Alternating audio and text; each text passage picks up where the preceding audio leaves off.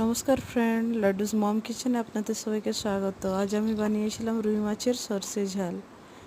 রুই মাছটা ভেজে তুলে রেখেছিলাম, তারপর কড়াইতে কালো জিরে দিয়ে পেঁয়াজ কুচি দিয়ে দিলাম।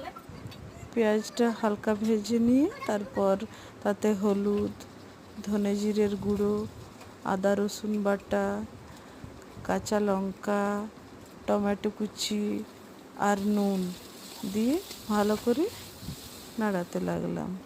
মশলাটা ভালো করে কষিয়ে তাতে সর্ষে, কালো আর সাদা সর্ষে, কালো সর্ষে আর হলুদ সর্ষে, কাঁচা লঙ্কা দিয়ে বেটে রেখেছিলাম সেটা দিয়ে দিলাম। তারপর দিয়ে দিলাম একটু জল, আর মশলাটা ফুটে উঠলেই তাতে ভেজে রাখা রুই মাছগুলো দিয়ে দিলাম। এরপর একটু ফুটে গেলে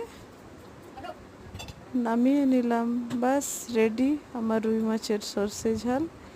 এই রেসিপিটা খুব সুন্দর হয়। গরম ভাতের সাথে পরিবেশন করলাম।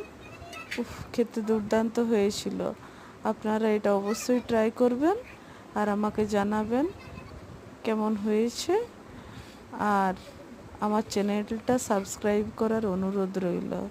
ধন্যবাদ।